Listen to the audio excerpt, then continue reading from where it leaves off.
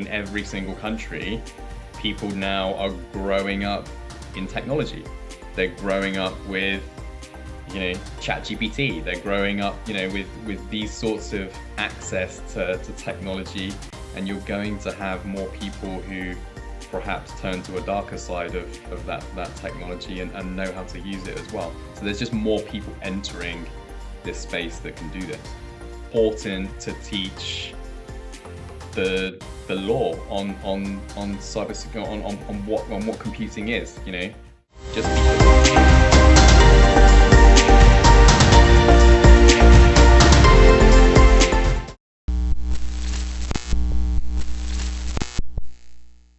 Hey, ladies and gentlemen, I think we have Mike here, the Global CISO of Darktrace. Mike doesn't really need an official introduction, but just bear with us.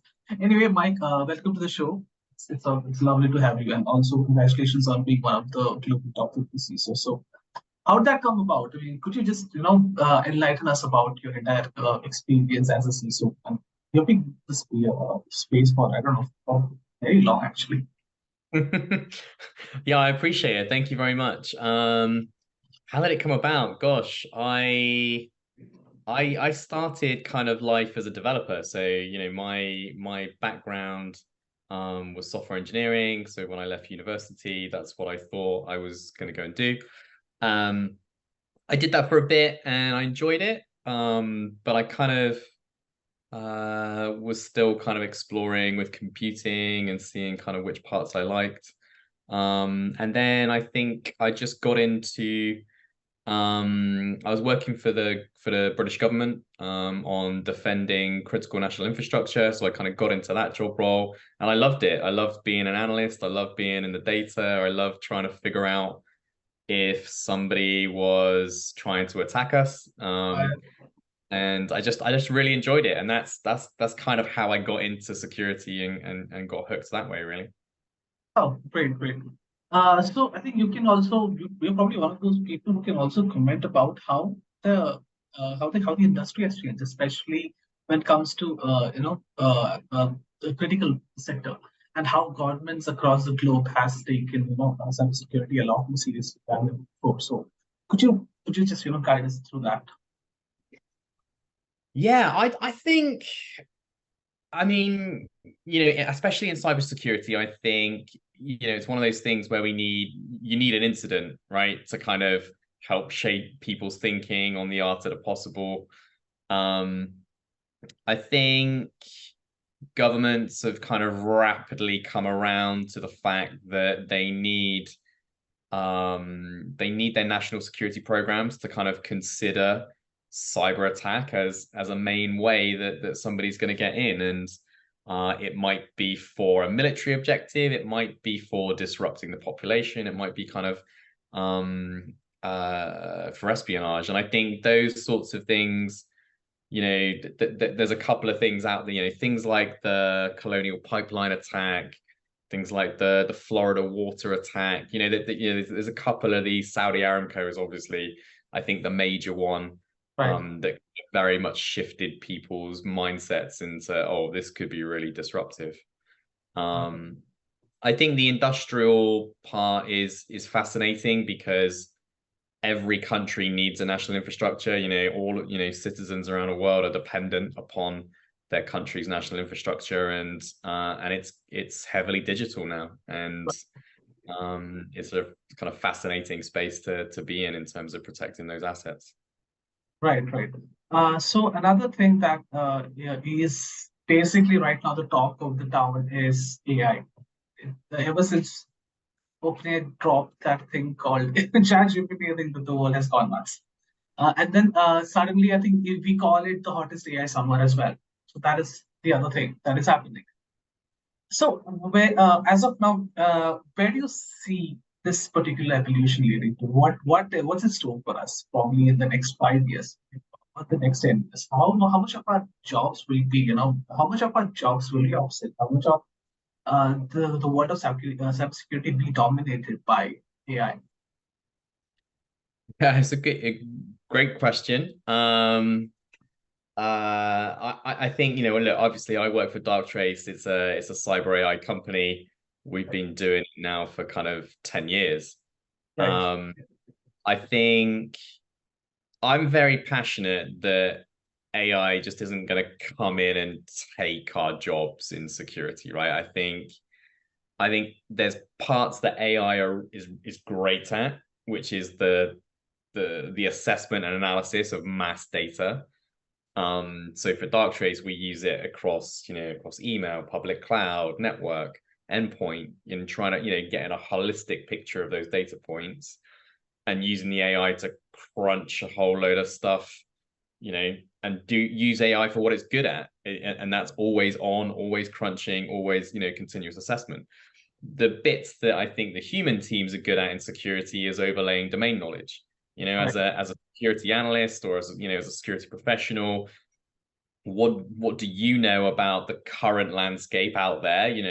What's happening in terms of current threats, and how your company or organization's architected. And I think bringing those two together makes for a really powerful security team.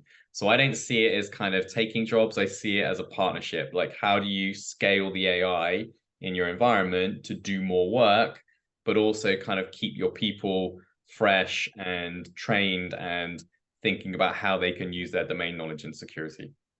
Got it. Okay, another thing is that I think you are probably also aware of these emerging ransomware gangs, known as Black Cat. I mean, whenever there are these companies or there are these ransomware gangs on any particular company's device, they know it's serious. It's not something that they can joke about. It's not something that they can ignore. And these guys have been, have basically gotten this entire reputation of being actually reputable, being the company, being the ransomware gang that will basically, give your data back as soon as you pay the ransom. So they're also basically being very reliable. So there is a very, a very dark business model that is coming out, which is also serious and scary, but also reliable. So what do you? I mean, of course, probably this may have begun with Conti, where there was an entire organization structure and HR wings and things like that, where there was an entire organization for working for as a ransomware gang. How do you see this particular evolution, and how do you think AI might be be used by these ransomware gangs in the future? Yeah, I'd love to be able to predict that because I feel like I'd make a lot of money from it. I think there's a couple of kind of core principles that I kind of go by. And I think the first one is setting a security program up that is agnostic of dealing with an attacker, because I think you don't know what's going to happen. Yes, there seems to be a little bit of runway here where they're kind of playing ball, but you don't know what will happen with the next one and the next one and the next one. So I think, when I'm talking to kind of other CISOs that I'm consulting with, or we're looking at their security stack, I think it's, protecting your critical assets, making sure you've got backup and recovery that's offline, making sure that you're tabletopping the backup and recovery, and going through an incident response process, because I don't feel like as a CISO you can build in kind of current intelligence as to what these groups are doing and what they're not doing. I feel like that's an outside piece that I can't control. So for me, I focus on stuff that I can control. And yes, we'll see how they play out. And maybe, look, my personal opinion is that you don't pay ransoms, because you don't know if you're going to get the encryption keys. You don't know if you're going to get you don't know how long it's going to take to decrypt as well. And there's just a whole world of kind of confusion and third-party murkiness that you need to kind of go. But everybody's got different opinions on that. That's certainly kind of my opinion on it. Okay. All right. Okay. So probably moving ahead from ransomware attack impact goes beyond financial. There's also a lot of reputation damage. So let's just elaborate on that one. That you believe that not paying ransomware, it has been a norm, or encouraging companies to not pay ransom. So do you think there will, because these particular threat actors are behaving in such certain way that they're trying to create a reputation for themselves, do you think this particular thing will change eventually? That it's okay. Yeah, gosh, I mean, who knows? I think one of the things we've learned in the cybersecurity industry is that nobody's been great at predicting the future. Right. There's This industry is something that's just constantly changing. You have to kind of constantly be in the news. You have to be constantly, glued to places like your website and trying to figure out what's happening and piece that together. But I think, um, my core principle goes back to, even if those malicious actors are playing ball and doing kind of things that the behaviors indicate that they are doing what they say they do, I just don't want to be a CISO that's reliant upon that process working. I want my own processes. I want to be in control. I don't want to leave that to a malicious actor. Actually, very well said. All right. Well, okay. Now, could we also touch upon the entire concept of hacktivism that is going on? There are massive DDoS attacks by Sudan or probably Kerala extractors. These kind of small these were gangs people didn't know about probably a year and a half ago. I didn't know about either. And then now they are pretty prominent. And ever since the war escalated, and then there have been massive surge of support. And there is a this has gone to a level where there is espionage, there is global warfare with these ransomware or activist groups involved. So will this become a norm of how the political geopolitical warfare will be for the future? There is always going to be countries attacking countries while there is physical attacks. Uh, I 100% believe that will be the case. I don't see any change in that. I think cyber has become a mechanism whereby um, you can go and do something without kind of the effects of perhaps physical warfare taking place, Right. around it. So, there's obvious kind of, data points that we have, things like the Russians being banned from the International Olympic community. They respond, and whether this Russian state or whether it's kind of, quasi Russian actors, but they respond by hacking WADA and releasing doping information on other athletes. Right. You have like the US that imposed financial uh, um, financial impact on Iran, and Iran responded by DDoS in American banks. Like, there's cyber has become this place where you will see that happen. And I think for everyday security professionals and companies, we're going to be on the receiving end of some form of backlash. I think that's here to stay, and will be the nature of kind of how whether we call it warfare or whether we call it political, that geopolitical environment is absolutely fascinating in terms of how cyber responses kind of take shape. The other thing I'd say on top of that is that you've just got an increasing digital infrastructure. Right. So there is more edge compute available. There is more managing that edge compute. There's more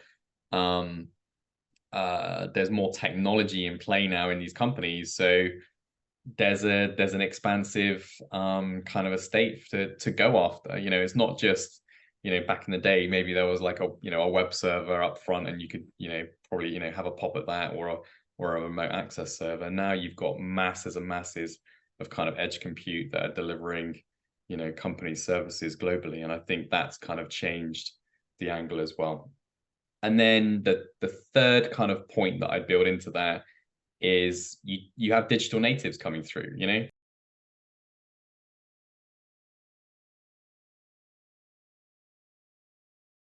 to technology, and you're going to have more people who perhaps turn to a darker side of that technology and know how to use it as well. So there's just more people entering this space that can do this. Okay. Okay. Well, could you also share a little bit about your thoughts on how how you can basically nurture a lot of young people, and now the youngsters are probably have actually access to so much of technology, and like a lot of us we probably in our teens we saw the first curriculum. So from there to currently, kids have access to ChatGPT. So how exactly? I mean, of course, you just said that predicting cybersecurity is not something that is all often true. But again, how excited do you think the younger world uh, is basically going to evolve to, especially when it comes to their understanding of cybersecurity and threats? Yeah, I mean, I think personally,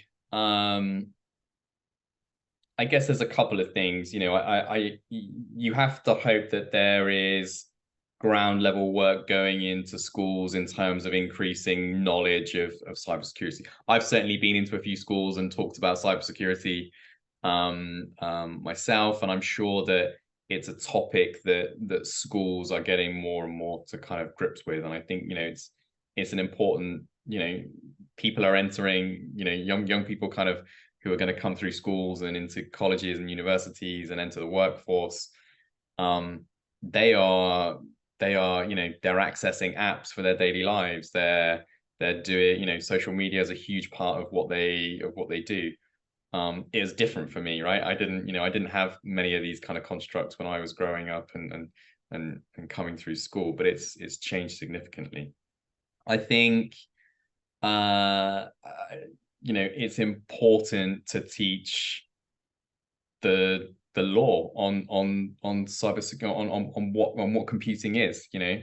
Just because you're sat at a computer terminal and you're doing things to kind of figure stuff out and see if you could do something doesn't mean it's lawful. And I think, perhaps because there's a screen in the way and it's, you're not, committing theft or something physically and those sorts of things, school kids need to understand that there is still laws that govern cybersecurity and information security of assets within their countries. Right. Okay, so finally, the last question. You are a CISO, a global CISO.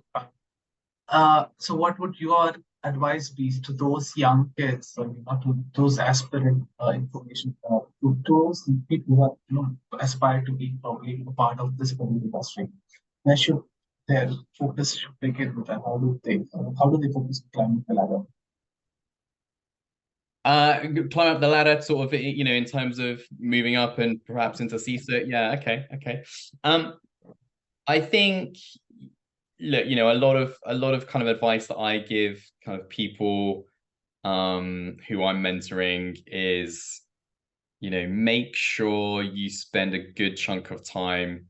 I call it in the trenches. I think being in the data, understanding the job role, not trying to move up too quickly, I think is really important because, as a CISO now, I still draw back to when I was a developer, thinking how developers think. I draw back to, being an analyst and tracking campaigns and, figuring out kind of IOCs from the data I could see. That's really important stuff to draw upon. And I draw upon it still, even, in my position, running a security program. So I think I always say spend time in the trenches, get to grips with the data that's out there that you can, that drives cybersecurity. And then I think the final component that I very much kind of advocate for is making sure you're cloud savvy, making sure you understand how architectures work on public cloud, making sure you understand kind of the differences and how you deploy and how you operate, hello world projects on cloud. It just gives you an understanding. That doesn't mean it's going to send you down a DevOps route or anything like that. But I grew up on client server architecture and for me it's been a learning curve, right? I've had to kind of relearn what I what I understood in terms of IT operations and making sure that I was ready to be savvy about security in the cloud. All right. Okay, that's about it, Mike. A great conversation. Any closing that you want to share? No, it's great. Thank you very much for having me. Really, yeah, enjoyed it. Great, great, great. All right, then we'll catch up some other time for some other interview. Really, really amazing talking to you, and then you're a really, really great fan of you. Thank you very much. Thank you so much. Bye.